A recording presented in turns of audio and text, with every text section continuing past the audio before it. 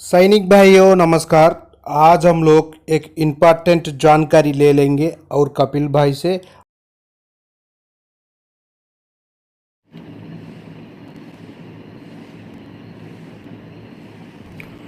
नमस्कार दोस्तों, आप देख रहे हैं लाइव कपिल फौजी यूट्यूब चैनल पे। आज फिर एक बार पूर्व सैनिकों के जायज मुद्दों को लेकर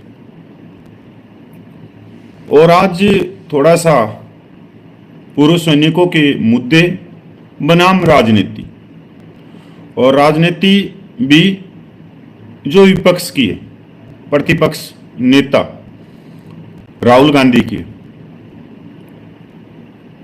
हमारे जो पूर्व सैनिकों के व्हाट्सएप यूनिवर्सिटी के अंदर बहुत सारे ग्रुप भी हैं। बहुत सारे पूर्व सैनिक भाई जवानों की जायज मांगों के लिए एक तरह से राहुल गांधी जी के लिए लिखते हैं कि राहुल गांधी के पास में अगर जवानों की जायज मांगे पूछ जाती हैं तो वो उसके ऊपर संसद में बोलेंगे। मैं यहां पर आप लोगों को दिखाना चाहता हूं एक आईना और एक बड़ा खुलासा। क्या 28 लाख पूर्व सैनिकों को राहुल गांधी से उम्मीद करनी चाहिए या नहीं करनी चाहिए? मेन प्रश्न यही खड़ा होता है। लोकतंत्र में विपक्ष का होना बहुत जरूरी है और विपक्ष का होना जरूरी है तो वहां तक आम व्यक्तियों की बात भी पूछनी जरूरी है। ये जो आम 28 लाख पूर्व सैनिक हैं छोटे रैंकों के, क्या उनकी बात राहुल गांधी तक पूछेगी या नहीं पूछेगी? या पूछी है तो पूछी है तो अब तक लोकसभा में या कहीं भी या पूरे लोकसभा का चुनाव निकल गया उसमें उन्होंने पूर्व सैनिकों के मुद्दे क्यों नहीं बोले?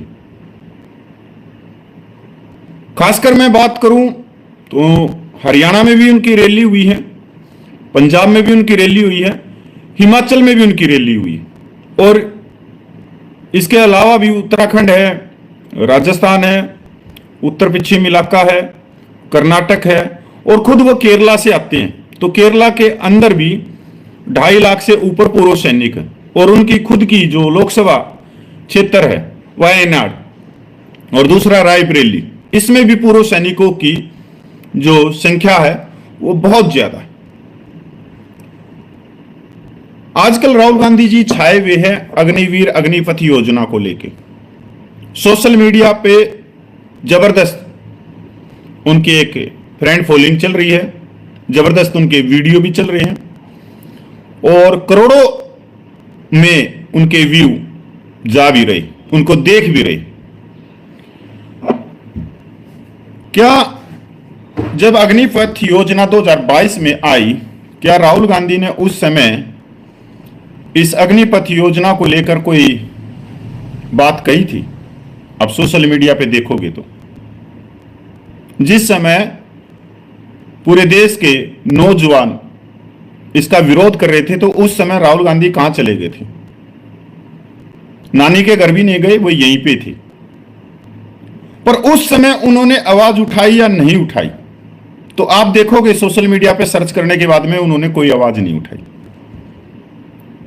क्योंकि कांग्रेस पार्टी नेशनल पार्टी है, बहुत बड़ी पार्टी है। और आज वो अग्निपथ अग्निवीर के लिए आवाज उठा रहे और सब पूर्व सैनिक कह रहे हैं कि हां बहुत अच्छी आवाज उठा रहे। इस मुद्दे को पूरे देश में ले जाने वाले कौन हैं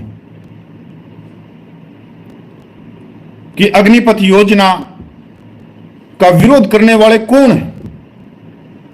आप देखोगे तो 28 लाख पूर्व सैनिक पूरे देश भर की और उनके लाखों वीडियो सोशल मीडिया पे, लाखों वीडियो। पर उन लाखों वीडियो में राहुल गांधी का नहीं मिलेगा वीडियो लोकसभा से पहले का, या 2-4 महीने जब लोकसभा था तब की उनकी वीडियो मिल जाएंगे, पर 2022-2023 का नहीं मिलेगा। 13 महीने से ज्यादा जंतर मंतर पे आंदोलन चला और इस जो मुद्दा था इसको हाईलाइट रखा पूर्व सैनिकों ने, और हाईलाइट हुआ तो विपक्ष ने यह मुद्दा ले लिया। अच्छी बात है, उन्होंने आवाज उठाई। मतलब हम कह सकते हैं कि राहुल गांधी क्या पूर्व सैनिकों की आवाज उठाएगा? राहुल गांधी जी बिल्कुल भी इस भरोसे मत रहना 28 लाख पूर्व सैनिक कि वो उनकी मांग लोकसभा में या जनता के बीच में रखेगा, कभी भी नहीं रखेगा। क्योंकि राहुल गांधी को जो गुमराह करने वाले हैं, जो बरगलाने वाले हैं, वो उनकी पार्टी में मौजूद है। उनकी जो कांग्रेस पार्टी का सैनिक प्रकोष्ठ के अंदर जो टीएस कर्नल बैठे हैं, जिनको खुद की पेंशन का ज्ञान नहीं, या बड़े बड़े अधिकारी बैठे हैं जिनको ज्ञान है तो एनएफयू का ज्ञान है, पूर्व सैनिकों का शोषण का ज्ञान है, पूर्व सैनिकों के साथ असमानता का ज्ञान है, वो वहां तक, उस लेवल तक आप लोगों को पूछने नहीं देते। इसके उदाहरण मैं आप लोगों को दे रहा हूं। कांग्रेस पार्टी का लोकसभा में मैनिफेस्टो आया। यह मैनिफेस्टो बनाने वाले कौन थे? क्योंकि राहुल गांधी को तो ज्ञान नहीं है। अगर सेनाओं के ऊपर उन्होंने उस मैनिफेस्टो में कुछ लिखा तो क्या लिखा? फरवरी 2014 की ओआरओपी। अब फरवरी 2014 की कौन सी ओआरओपी है? उसके अंदर एक सीधा सा नोटिफिकेशन निकला हुआ, एक लाइन का, रक्षा मंत्रालय, और वो लिखा हुआ पीसीडीए को, सीजीडी को, और उसमें लिखा है कि ओआरओपी को लागू करो, इसकी टेबल बनाओ, बस यही लिखा है। क्या मैनिफेस्टो में यह था कांग्रेस के घोषणा पत्र में कि परमेश्वर को ओआरओपी मिलेगी? जो कम सर्विस के कम उम्र के अंदर जो रिटायरमेंट आए हैं उनको इसका ज्यादा से ज्यादा बेनिफिट दिया जाएगा। सैनिक विधवाओं की पेंशन को 50% किया जाएगा। जेसीओ रैंक की जो विसंगतियां हैं उसको जूनियर कमीशन ऑफिसर की तरह, जो सिविल में होते हैं, जिस तरह से एसीपी होता है पुलिस अधिकारी, और उससे तो बहुत नीचे स्टेटस है उसका, यहां तक जो डीएसपी होता है पुलिस के अंदर, उससे भी स्टेटस नीचे है जूनियर कमीशन का। क्या ये चीजें उसमें लिखी? क्या एक्स ग्रुप की लिखी? नहीं, ये बड़े चालाकी के द्वारा जो कांग्रेस के सैनिक प्रकोष्ठ में उसमें लिखा और लोगों को गुमराह किया गया रैलियों के अंदर। दूसरा पॉइंट उसके अंदर लिखा गया कि डिसेबिलिटी पेंशन के ऊपर टैक्स फ्री किया जाए। अब यह बात कोई राहुल गांधी से पूछने वाला हो कि जवानों की डिसेबिलिटी पेंशन पे टैक्स लगता ही नहीं, क्योंकि जवान जो डिसेबिलिटी पेंशन लेते हैं वो 5,000 रुपये से 18,000 रुपये लेते हैं, तो उनकी डिसेबिलिटी पेंशन और सर्विस या एलिमेंट मिला के तब भी वो टैक्स के दायरे में नहीं आते। अब ये जो राहुल गांधी खुले आम अपने मैनिफेस्टो में लिख रहा है कि डिसेबिलिटी पेंशन को टैक्स फ्री किया जाएगा, तो उसको गुमराह और बरगलाया किसने? कांग्रेस के सैनिक प्रकोष्ठ ने, जो तिरछी टोपी पहन के और मीडिया के अंदर आके और अनाप शनाप, जिसको कहते हैं भ्रमित खबरें देना, गुमराह करना, एक दुष्ट प्रचार करना, और ये प्रचार हुआ। तीसरी चीज वो खुले आम स्वीकार करते हैं कांग्रेस का सैनिक प्रकोष्ठ की एनएफयू मिलनी चाहिए। एक तरफ तो भारत सरकार पेंशन का बजट घटाने पे लगी हुई है, दूसरी तरफ एनएफयू की मांग है, और एनएफयू की मांग फिर भी जो पूर्व सिपाही हैं, नायक हैं, हवलदार हैं, जेसो साहिबान, उनके लिए तो है ही नहीं एनएफयू की मांग।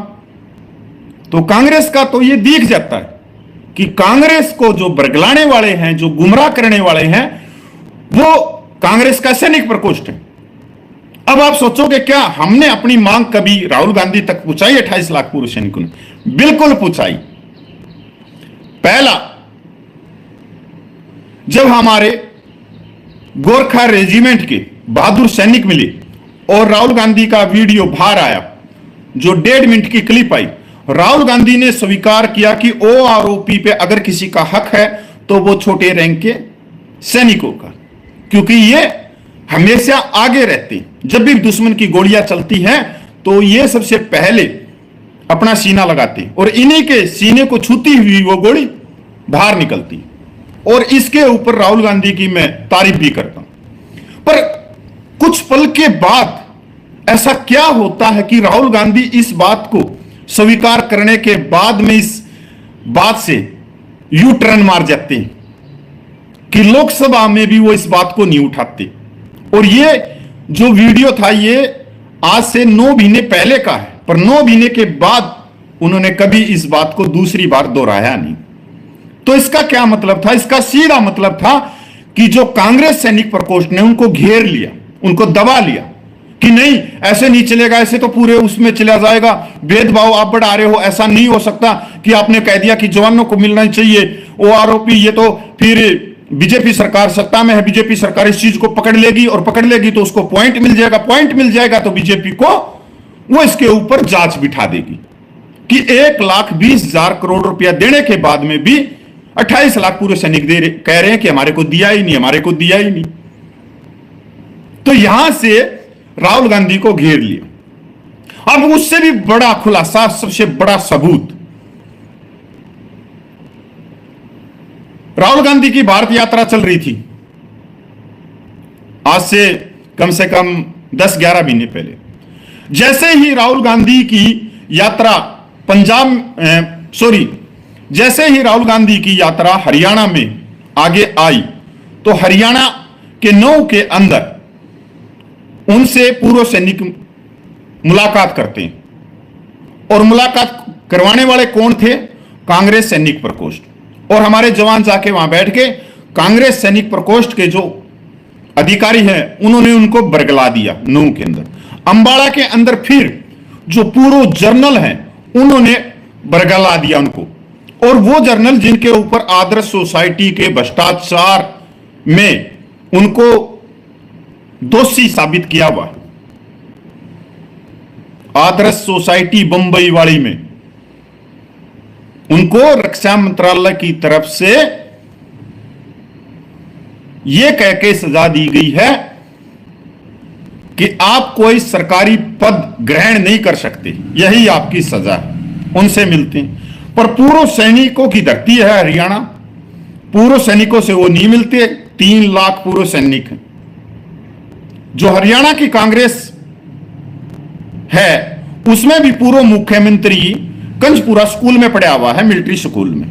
तो उसके जो दोस्त हैं वो सारे के सारे बड़े वाले हैं, तो छोटे वालों को वो कभी पूछने ही नहीं देता मात्र। अब इससे बड़ा सबूत, जैसे ही पंजाब में ये यात्रा जाती है तो पंजाब में गुरदासपुर के पूर्व सैनिक राहुल गांधी से 45 मिनट बात करते हैं। आज तक इस बात का किसी को नहीं मालूम था। 45 मिनट राहुल गांधी से बात करते हैं। और उस दौरान, जिस दौरान 20 फरवरी का धरना प्रदर्शन दिल्ली जंतर मंतर पे चल रहा था, और वही टीम उनसे मुलाकात करती है जो जंतर मंतर पे धरना प्रदर्शन है कि भाई आज इनकी यात्रा है और ये आम व्यक्तियों के मुद्दे को उठा रहे हैं, तो पूर्व सैनिकों के मुद्दे को भी उठाएंगे। और सार्वजनिक तौर पे सड़क के ऊपर उनसे मुलाकात करी। कोई ये नहीं है पिछले दरवाजे से जाके करी, बंद दरवाजे में करी, नहीं। और 45 मिनट तक राहुल गांधी को फाइलों के अनुसार सबूतों से बिल्कुल तोते की तरह समझाया 45 मिनट तक राहुल गांधी को कि ओआरओपी पे हक किसका है, परमेश्वर को बाहर क्यों निकाला, सैनिक विधवाओं की 30% पेंशन क्यों है, मिलिट्री सर्विस पे जवानों को 15,500 क्यों नहीं है, जवानों को डिसेबिलिटी पेंशन 2.5 लाख रुपया क्यों नहीं है, एक्स ग्रुप की इतनी बड़ी विसंगति कैसे है, ऑनरेडी नायब सूबेदार की विसंगति कैसे है, जो ऑनरेडी सर्विस के दौरान बन गया उसको बेनिफिट मिलता है, सर्विस से बाहर आके ऑनरेडी मिलती है तो उसको बेनिफिट नहीं मिलता, जूनियर कमीशन है। वेलफेयर चाहे कैंटीन की चकलने की किसी भी तरह से हो 45 मिनट तक राहुल को तोते की तरह समझाया जाता है। फिर भी राहुल गांधी उस पूरे यहां तक उस मीटिंग के बाद में उस मीटिंग का कोई भी वीडियो अपनी सोशल मीडिया पे पोस्ट नहीं करते। यहां तक पूर्व सैनिकों को लेके वो उसी समय गुरदासपुर में कोई भी प्रेस कॉन्फ्रेंस नहीं करते। यहां तक पूरा 1 साल निकल गया और आज तकरीबन 1 साल से ऊपर हो गया। उन्होंने ना लोकसभा के इलेक्शन में कभी पूर्व सैनिकों की आवाज उठाई, ना उनके बाद में उनकी आवाज उठाई आज तक। तो ऐसा क्या हुआ कि राहुल गांधी को दबा दिया गया, जबकि मुद्दे जायज हैं, समानता के अधिकार है, न्याय के अधिकार हैं और संविधान के दायरे में, फिर भी राहुल गांधी चुप्पी क्यों साध गए? कैसे साध दी उन्होंने चुप्पी? उनको किसने डरा दिया?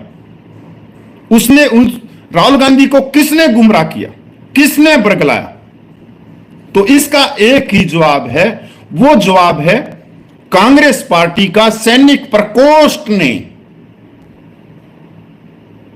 जो आज कांग्रेस पार्टी का सैनिक प्रकोष्ठ है, अगर मैं ये कहूं कि यही व्यक्ति 2015 में ऑफिसर रैंक ऑफिसर पेंशन का धरना प्रदर्शन दिल्ली जंतर मंतर पर चलाने वाले थे,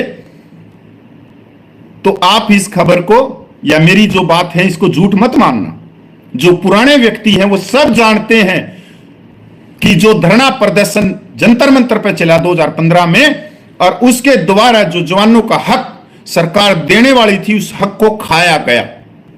और यही व्यक्ति थे जो आज ओआरओपी की बात कर रहे हैं, अग्निवीर अग्निपथ योजना की बात कर रहे हैं, जबकि अग्निपथ अग्निवीर योजना को उठाया तो 28 लाख पूर्व सैनिकों ने। इन्होंने जो उठाया वो राजनीतिक बढ़त लेने के लिए सिर्फ यही है। पर आज हमारे भाई जो कुछ कह रहे हैं व्हाट्सएप यूनिवर्सिटी के अंदर बैठ के कमेंट करके कि कांग्रेस हमारे मुद्दों को उठा देगी, तो इस बुढ़ापे में कभी मत रहना, क्योंकि कांग्रेस पार्टी में सैनिक प्रकोष्ठ बहुत मजबूत है। बरगलाने में, गुमराह करने में, राहुल गांधी की आंखों को बांधने में, उनको चश्मा लगाने में, क्योंकि वो जो कांग्रेस पार्टी में जो बैठे हैं वो राजनीति के धुरंधर है, उनको कोई मतलब नहीं है। हां, जब बेनिफिट होगा, अगर सरकार कुछ देना चाहेगी तो उसी समय वो गुमराह कर देंगे। मैं गुरदासपुर के पूर्व सैनिकों को भी साधुवाद करता हूं कि उन्होंने राहुल गांधी को मेन सड़क पे बिठा के समझाया 45 मिनट पर। राहुल गांधी के कानों पे चू नहीं पड़ी। आप कहोगे कि अब क्यों इस बात को उठा रहे हो कपिल भाई? नहीं भाई, समय के अनुसार सारी चीजें उठाई जाती हैं। जब पर्सन बनने लग जाते हैं मीडिया के अंदर और हमारे पूर्व सैनिक, नौजवान, बुजुर्ग जब सवाल पूछने लग जाते हैं, उस समय हर एक चीज की वैल्यू होती है। और आज जो मैंने रखा है, ये आज के समय इन शब्दों की वैल्यू है। अगर मैं इसको 6 महीने पहले उठाता, 8 महीने पहले, तो कोई ध्यान नहीं देता। क्योंकि आज जब हमारा पूर्व सैनिक समाज एक तरफ से कह रहा है कि राहुल गांधी से मिलो, उनसे ये करो, तो राहुल गांधी से पहले मिल चुके हैं लोग। तो आज जो पूर्व सैनिकों ने जिस तरह से अग्निवीर का मुद्दे को पूरे 2022 से हाईलाइट रखा है, उसी तरह से पूर्व सैनिकों को खुद के अपने पैरों के बलबूते, अपनी इस कलेजे के बलबूते खड़ा होना पड़ेगा। और पूर्व सैनिक खड़े होंगे तो विपक्ष भी सुनेगा और पक्ष भी सुनेगा। क्योंकि अगर मैं अकेला बोल रहा हूं, अगर मेरे साथ में जब 100 भाई बोलेंगे तो वो आवाज 1 किलोमीटर तक जाएगी, और जब 10,000 बोलेंगे तो वो 100 किलोमीटर तक जाएगी। और जब हम 1 लाख इकट्ठे होके अपनी जायज मांगों की हुंकार भरेंगे, संविधान के दायरे में अपने अधिकार मांगेंगे, तो वो आवाज दिल्ली में बैठी हुई सरकार के पास में भी जाएगी और विपक्ष पार्टियों के कान से होती हुई उनके दिल तक जाएगी। आज आप देख रहे हो मीडिया में आ रही हैं खबरें कि ओआरओपी के लिए, 3 रिवीजन के लिए लेटर लिखे जा रहे हैं। पर मैंने देखा पूरे देश में 28 लाख पूर्व सैनिकों की हजारों संस्थाएं हैं, किसी भी अध्यक्ष ने अभी तक भारत सरकार को लेटर नहीं लिखा। कि ओआरओपी का रिवीजन किया जाए। क्यों नहीं लिखा? क्योंकि पहले की बहुत सारी विसंगतियां, अगर ओआरओपी 3 रिवीजन होती है तो इससे भी हाथ धोना पड़ेगा और धीरे धीरे ओआरओपी से हम बाहर निकलते रहेंगे। और ओआरओपी जो 1 रैंक 1 पेंशन का जिसका नाम है वो ऑफिसर रैंक ऑफिसर पेंशन पहले ही हो चुकी है, आगे इसके ऊपर और स्टैंप लग जाएगी। पर हां, एक वर्ग जबरदस्त लेटर लिख रहा है सरकार को, बड़े बड़े रैंक रिटायरमेंट है जिनकी पेंशन 2.5 लाख रुपए। क्यों लिख रही? जिसकी पेंशन 18,000 रुपये वो न्याय मांग रहा है और जिनकी पेंशन डीए मिला के 2.5 लाख 2 लाख है वो लेटर लिख रहे कि रिवीजन को जल्द से जल्द किया जाए। क्यों? क्योंकि उनको सूत्रों के हवाले से खबर है कि ओआरओपी 3 को लागू करते वक्त सरकार बहुत ही ध्यानपूर्वक उन्होंने हिदायत दे रखी है जो भी डिपार्टमेंट हैं कि अब की बार अन्याय नहीं होना चाहिए, पर यह है कि अन्याय होगा क्योंकि ओआरओपी 3 की जो टेबल है वो तकरीबन अगर इस हफ्ते में वो बाहर आ सकती, वो इस हफ्ते में बाहर आ सकती। मीडिया के अंदर भी खबर चल रही है कि रिटायर्ड ऑफिसर सरकार पे दबाव बनाए हुए। बस क्यों बनाए हुए हैं इस चीज को सोचने की जरूरत है दिमाग से। व्हाट्सएप यूनिवर्सिटी पे बैठ के या हाउसिंग सोसाइटी के अंकल जी बन के किसी के पैर खींच सकते हो पर अपने अधिकार नहीं मांग सकते। कपिल भाई को उल्टा सीधा बोल सकते हो, गालियां दे सकते हो कि कपिल भाई पैर खींचता है। अच्छे अच्छे व्यक्ति भी जिनके अंदर बुद्धि नहीं है वो पता क्या क्या लिखते हैं कि फलानी स्टेट के अंदर कलरक बैठे 4 घंटे में सरकार ने उसकी बात मान ली। अरे फलानी स्टेट के अंदर विधानसभा के इलेक्शन है और जो 14 महीने बैठे उनकी बात नहीं मानी। क्या दिमाग है? जो हमारी मांगे हैं ना, जिस पहाड़ को मैंने 20 फरवरी को बड़े मन से कहा था कि हमारी जो मांगे हैं जो जायज है संविधान के दायरे में, उसमें एक बहुत बड़ा पहाड़ है और वो पहाड़ ऐसे नहीं बनाया हुआ कि सिर्फ मिट्टी का, नहीं नहीं नहीं, नहीं। वो इतनी बड़ी एक दीवार, एक पहाड़ है जो कंकर, ईंट, अंबुजा की सीमेंट, सरिये डाल के आप उस दीवार को पार नहीं कर सकते। पर आप लोगों ने 13 महीने में उस दीवार को पार किया। ऐसा नहीं है कि 13 महीने में सरकार हमारे, अरे सरकार ने पिछले 10 साल में कोई भी आंदोलन की बात नहीं सुनी। आपसे बड़े संगठन है केंद्रीय कर्मचारियों को, जीएसएम है, जिनके संगठन में 30 लाख पूर्व सैनिक है और 36 घंटे के अंदर वो रामलीला ग्राउंड को भर देते हैं, पर उनकी बात नहीं सुनी गई। पहलवान बैठे थे, पूरी देश भर पूछ गया था, उनकी बात नहीं सुनी। ट्रक ड्राइवरों ने आंदोलन कराया था, उनको आश्वासन देकर नए कानून आ भी गई। ड्राइवर के ऊपर जो है कि अगर एक्सीडेंट हो गया तो 7 साल की सजा और 10 लाख का जुर्माना, और अब वहां से भाग गए तो फिर और आपके ऊपर धाराएं लगेंगी।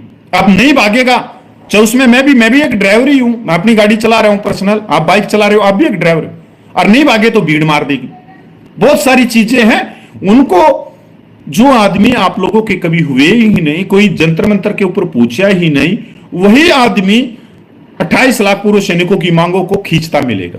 पर कभी आप सवाल भी पूछो कि भाई अगर कपिल भाई से अच्छा नहीं हो सका तो आपके हाथ तो किसी ने नहीं पकड़े थे, आज तो जंतर मंतर खुला हुआ है।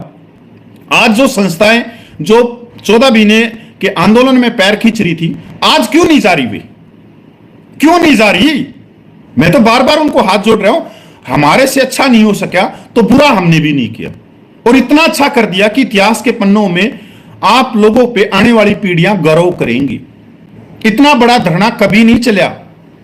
जवान जेसीओ जो पूर्व सैनिक छोटे रैंक के, उन्होंने कभी नहीं लगाया, और चलाया हो तो कमेंट करके जवाब दे देना। जो दूसरे का धरना दिखाते हैं वो गुमराह करते हैं। मेजर जनरल का, वो मेजर जनरल है, वो अपना धरना चला सकता है, उसके पास में करोड़ों रुपया पड़ा है, पर वो तो भाई मेजर जनरल का है, उसमें हम कहां से आ गए? उनका ग्रेड अलग है, लेवल अलग मिला हुआ उनको, उनकी पे पेंशन बहुत अलग है, अलाउंस बहुत अलग है। हम अपनी बात करते हैं, हमारे में से तो नहीं चला है ना। तो आज उन संस्थाओं को भी मेरा खुला ऑफर है और हाथ जोड़ के है कि अगर दम है ना, दम है यहां पे, दम है तो जाओ जंतर मंतर पे। व्हाट्सएप यूनिवर्सिटी के ऊपर भाषण देने से और ज्ञान देने से और ग्राउंड के अंदर काम करने से पीढ़ियां कांपने लग जाती हैं। पता लगता है कि जंतर मंतर कहां है, पता लगता है कि सर्दी के अंदर आंदोलन कैसे चलता है, पता लगता है जब हम उस मैदान में बैठते हैं तो ऊपर से बर्फ के गोले आके टैट को फोड़ती हैं, पता लगता है 50 सेल्सियस की गर्मी में जिसमें लोहा पिंगल के चल जाता है कि दस्त लग जाते हैं, डिसेंट्री हो जाती हैं, 15-15 दिन मेडिकलों के अंदर ग्लूकोज चढ़वाने पड़ते हैं, तो चला के दिखाइए। पता लगता है जब वहां पे प्रशासन की लाठियां सिर में लगती हैं, ऐसे पकड़ेंगे, ऐसे बस के अंदर फेंकेंगे, ये देखे आप लोगों ने 14 भी ने। पर व्हाट्सएप पे ये चीजें नहीं दिखती। तो व्हाट्सएप के जितने जो बहादुर शेर है ना, जो शेर हैं, वो जाइए जंतर मंतर पे या करवाइए जवानों की जायज मांगों को, सुनाइए पक्ष और विपक्ष को, भरिए हुंकार। हम आप लोगों के पीछे हैं और हाथ जोड़ के पीछे, आपके पैर नहीं खींचेंगे जिस तरह से आप लोगों ने पैर खींचे और हम मेरे नहीं खींचे, 28 लाख पूर्व सैनिकों की जायज मांगों के लिए खींचे। इतनी कम उम्र का, मेरी जितनी उम्र के तो सिविल के अंदर नौकरी कर रहे हैं स्टेट के अंदर, और 60 हजार रुपया लेके हर महीने आ रहे हैं, और अच्छी खासी गाड़ियों में।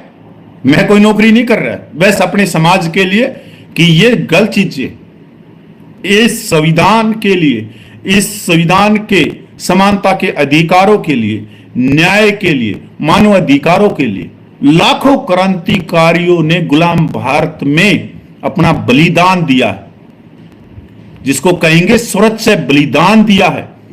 इस भारत मां की आजादी के लिए लाखों माओं ने जोड़ी भर भर के अपने बच्चों की कुर्बानी दी, तब हमारे को ये समानता के अधिकार मिले। और उन समानता के अधिकार मेरे को चाहिए।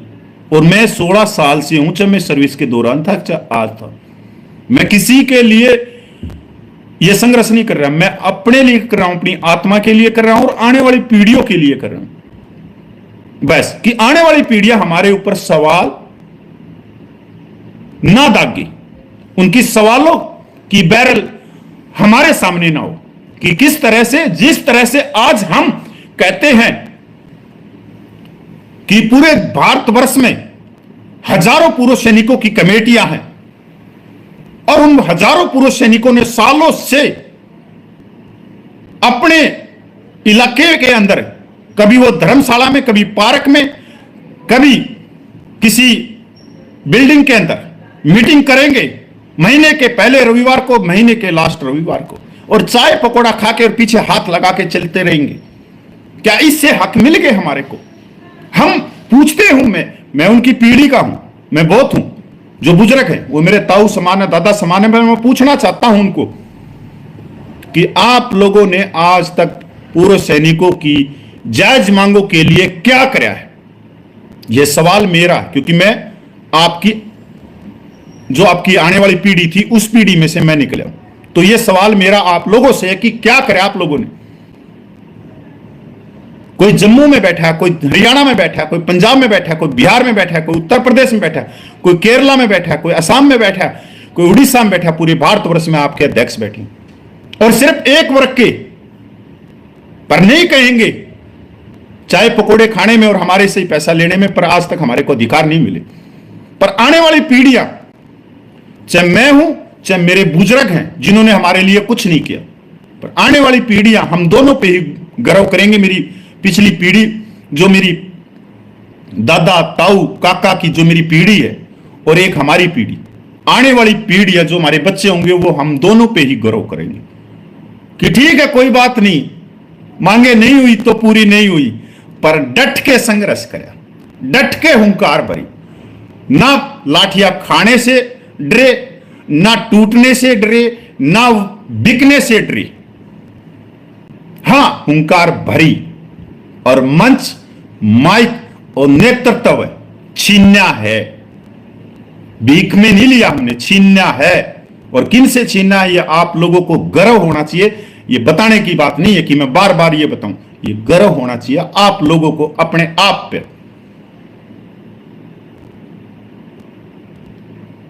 सैनिक भाइयों, मैं जो कहूंगा दिल ठोक के कहूंगा, मैंने कोई मतलब नहीं किसी से, कोई मेरी टांग खींचो, मेरे को गाली दो, मैं सुनते हुए आया हूं, मेरे पे कोई फर्क नहीं पड़ता।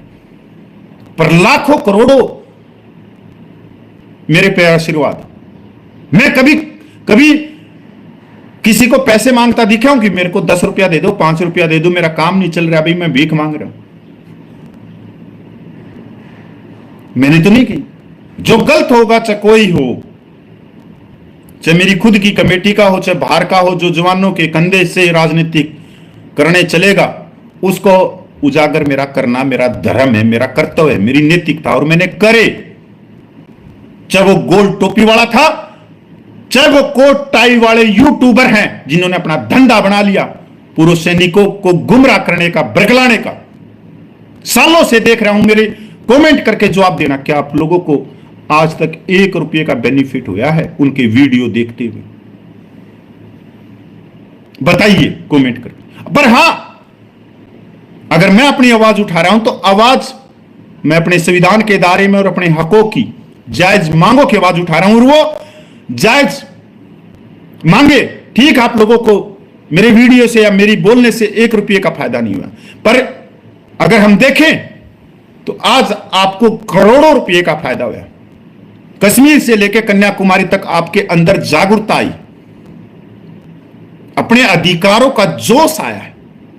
आप खड़ा होना सीखे, आप बोलना सीखे, और इसके अलावा जो भारत सरकार तक मैं इस माध्यम से अपनी आवाज पहुंचा रहा हूं। यह बहुत बड़ी चीज है सोशल मीडिया। इस पे प्रधानमंत्री भी है, जब वो अपनी आवाज पहुंचाता है कि मैंने आज किसानों के लिए ये कर दिया, आज मैंने वो कर दिया, आज मैं फलानी जगह गया, आज मैं फलानी जगह गया। और यही सोशल मीडिया है जो विपक्ष की भी बात पूरे देश में पहुंचाता कि नहीं, फलाना आदमी झूठ बोल रहा है, हम सच बोल रहे। प्रतिपक्ष को भी यही दिखाता है, हर चीज को यही दिखाता है। अगर लोकसभा के अंदर संसद टीवी ना हो तो आप लोगों को कैसे पता लगे कि लोकसभा में चल क्या रहा? क्योंकि लोकसभा के अंदर 140 करोड़ लोग तो नहीं बैठ सकते। तो सोशल मीडिया अपने अधिकारों को आगे पहुंचाने के लिए, और यह अधिकार आपसे कोई नहीं छीन सकता। यह अधिकार आपको बाबा भीमराव अंबेडकर के संविधान आर्टिकल 19 में देते हैं। इसलिए किसी राजनीतिक पार्टी को यह मत सोचना कि वो राजनीतिक पार्टी आपको थाली में सजा के आपकी मांगे दे देगी, आपके अकाउंट में एरियर दे देगी। नहीं भाई, प्रकृति का नियम है, जो रोया नहीं, जो बच्चा रोया नहीं, मां ने भी उसको दूध नहीं पिलाया। मां को नहीं पता लगता कि बच्चा भूखा है नहीं, पर परमात्मा ने उस बच्चे को जो बोल नहीं सकता, उसको साथ में एक चीज दे के भेजी है कि रोए, जब तू रोएगा, जब तेरी मां को पता लग जाएगा कि तू भूखा है। ये प्रकृति का नियम, क्योंकि वो तो बोल ही नहीं सकता, वो तो इशारा ही नहीं कर सकता, पर भगवान ने, परमात्मा ने उसके अंदर वो चीज दे के भेज दी कि ये रोएगा भी नहीं, ना इशारा दे सकता, तो ये रो तो सकता है ना। रोने से मां को पता लग जाता है। तो यही लोकतंत्र का सबसे बड़ा नियम है। जो रोएगा नहीं, उसकी आवाज ना सरकार उठाएगी, ना पक्ष उठाएगा, ना विपक्ष उठाएगा, कोई नहीं उठाएगा। हमारे घर के अंदर भी यही होता है। जब तक हम किसी को नहीं बोले कि खेतों में जाना है, तो कोई नहीं जाएगा। बोलने से ही पता लगता है कि क्या काम करना है, क्या नहीं करना है। बोलने से अधिकार मिलते हैं। व्हाट्सएप के ऊपर या व्हाट्सएप माफिया के ऊपर यूनिवर्सिटी के अंदर लिखने से, बोलने से, पैर खींचने से कभी अधिकार नहीं मिलेंगे मेरे भाई। और ना ही हाउसिंग सोसाइटी के अंकल जियो आपके लिखने से अधिकार मिलेंगे। आप ज्ञान पेलते हो, पर ज्ञान की कोई जरूरत नहीं है। ज्ञान अगर देना है तो ग्राउंड में उतरिए, जंतर मंतर पे जाइए, वहां बैठिए, आपके ज्ञान को माथे के लगाएंगे, आपके ज्ञान को लेंगे। तो भाइयों, यही है व्हाट्सएप यूनिवर्सिटी और ये हाउसिंग सोसाइटी के अंकल जी। हमारी ताकत है ये व्यक्ति। कहीं आप ये मत सोचना कि ये हमारे पैर खींच रही है। नहीं, किसी भी संघर्ष में पहली ताकत यह होती है कि कोई आपके पैर खींचने वाला हो और आप अपने पैरों को बचा के और ऊपर चढ़ाई करो। अगर डर नहीं रहा तो पकड़ ढीली हो जाएगी और ऊपर से नीचे गिरते वक्त देर नहीं लगेगी। इसलिए संघर्ष के दायरे में जो विरोधी है उनका बहुत महत्वपूर्ण स्थान, पर जो विरोधी वही जो सामने के हैं, सामने ठोक के बोलते हैं अपनी बात पे, नाम लेके बोलते कपिल भाई ये है, कपिल भाई ये है, कपिल भाई गंदा है, कपिल भाई चोर है, कपिल भाई ये नहीं है जो पीछे बैठ के छुरा घोप रहे हैं पीठ में। इनका स्थान कहीं नहीं आता, इनका स्थान वहां आता है जहां पे जयचंद और मीर जाफर का, इनका स्थान कहीं नहीं आता। तो भैया एक बार फिर लगाएंगे हुंकारा संविधान के दायरे में जवानों के बनते अधिकारों के लिए, और पूरे देश की संस्थाओं को हाथ जोड़ के फिर अपील करेंगे कि कोई तो संस्था बाहर आए, जवानों की जायज मांगों के लिए नेतृत्व करे, लीडर बने। हम उसके साथ में हाथ जोड़ के उसके साथ में तन से है, मन से है, धन से है, दिल से है, ना पीछे हटेंगे। अगर हमारे बुजुर्गों को की तरफ प्रशासन ने लाठियां करी तो अपना सिर लगा देंगे उनको, पर लाठी नहीं लगने देंगे। और आज तक मैं 10 साल हो गए सबका सैनिक संघर्ष कमेटी में, मैंने जब भी कुछ ऐसी बात हुई है बैरिकेड या कहीं भी संविधान के दायरे में हम आगे चले हैं तो मैं अपने बुजुर्गों से 2 कदम आगे रहा हूं। सबसे पहले मैं ही पेटा हूं और आगे भी पेटता रहूंगा, लोग आपका आशीर्वाद मिलता रहा तो, क्योंकि वो भी हमारे भाई है, उनको भी अनुशासन बनाना है, शांति बनाए रखनी, तो उनका कर्तव्य है। और वो तो आशीर्वाद दे रहे हैं, प्रसाद सा मिल रहा है। अगर कोई लाठ लग गया, यहां लग गया, वहां लग गया, तो 4 दिन उसका निशान भी रहता है, मजा आता है उस लाठी को खाने में भी। और मैं तो ये कहूंगा कई बार तो कई बीमारियां भी ठीक हो जाती हैं, अच्छा खासे लठ लग जाए तो बीमारियां भी हो जाती हैं, 5-10 ग्लूकोज की बोतलें चढ़ जाती हैं, फिर ठीक हो गया, फिर चल पड़ते हैं। और ये संघर्ष का रास्ता ही है। और एक फौजी के लिए तो मैं ये मानता हूं कि ट्रेनिंग में है ना, जब उस्ताद नु कहता था भाई ऊपर कर ले हेलीकॉप्टर को, और उस्ताद ये कराया करता दड़ा, और वही उस्ताद आध पौन घंटे में फिर या थपकी मार देता था। ने बोला 1 नंबर का फौजी बनाएगा, और गर्व है तेरे उस्ताद को तेरे पे। और वही उस्ताद जब कसम परेड होकर जाया करते, आंखों में आंसू आ जाया करते।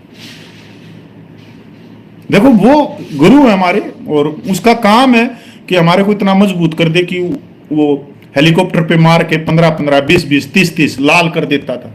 ना बैठा जाए, ना उठा जाए, ना खाया जाए, ना पिया जाए, बिस्तर के अंदर भी कवरेट लेके सोना पड़ता, क्योंकि इसका फर्ज था कि मेरा कोई जवान कच्चा ना रह जाए, जो पहाड़ियों में चढ़ते वक्त या दुश्मन को देख ले या दुश्मन की पकड़ में आ जाए तो वो 5-10 डंडे में, लाठियों में हाथ ना जोड़ने लग जाए। तो वो उस्ताद का कर्तव्य था, वो जुनून उसके अंदर डालना, चाहे नाखून निकाल ले कोई, चाहे उंगलियां काट दे प्लास में डाल के, पर उसकी सोच में भारत माता रहनी चाहिए। भारत माता जिंदाबाद, मेरा भारत देश को बचाना है। ये बहुत अलग चीजें हैं जब हम ट्रेनिंग में जाते हैं। तो यही चीजें भाई, नमस्कार, जय हिंद, जितने भाई देख रहे थे। और बस मैं इतना ही कहूंगा कि पूर्व सैनिकों के लिए बहुत अच्छा रहेंगे अगले 5 साल, क्योंकि पूर्व सैनिक उठे ही 2023 में, और 2023 में हम उठे हैं तो यार साल तो लगेंगे, सालों तो लगेंगे। तो ऐसा नहीं है कि सिर्फ एक 13 महीने के आंदोलन में सारे अधिकार आपको मिल जाए, नहीं, संघर्ष का मजा है, क्योंकि 250 साल तो आजादी के लिए लग गए थे। हर एक चीज का समय होता है, ये समय ही था कि हम 75 सालों में हमने संविधान के अंदर 20 फरवरी 2023 को हुंकार भरी। तो मैं कहूंगा कि 75 साल फिर क्यों लग गई। अगर आप ये कहोगे कि 14 महीने में सरकार ने हमारी बात नहीं सुनी, तो मैं कहूंगा फिर 75 साल क्यों लग गई। 75 साल आप कहां थे? अगर आज आप कह रहे हो कि 13 महीने में हमारी भारत सरकार ने बातें नहीं मानी या हमारे को मीटिंग का न्योता नहीं दिया, तो मैं कहूंगा यह कमी आपकी थी। अगर आप हमारे से बुजुर्ग हैं और आप हमारे से 30 साल 35 साल पहले पेंशन आए हो, 20 साल पहले पेंशन आए हो, तो आप आज तक थे कहां। और यही जवाब आप लोग दो इनको व्हाट्सएप यूनिवर्सिटी के ऊपर, जो कि कहे कि आपने क्या किया। उन्होंने तो कर दिया, उन्होंने तो इतिहास रच दिया 13 महीने। आप व्हाट्सएप को छोड़िए, आप एक दिन तो निकालिए जंतर मंतर पे और चलिए दिल्ली आपके साथ में। तो जय हिंद, वंदे मातरम, जय भारत भाई।